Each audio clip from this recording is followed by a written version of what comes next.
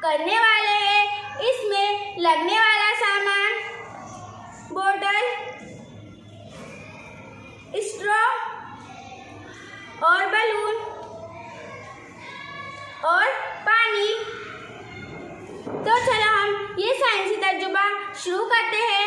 पहले हमने बोतल में इस तरह छेद कर लिया, आप देख सकते हैं। अब हम बोतल में पानी डालेंगे।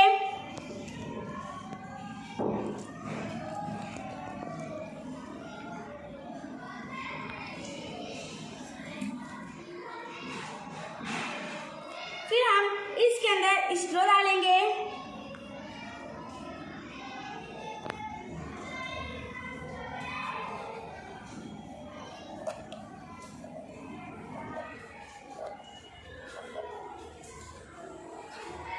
फिर हम बलून फुकाएंगे।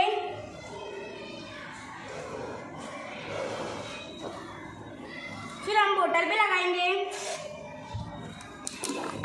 आप देख सकते हैं स्ट्रॉ से पानी बाहर आ रहा है।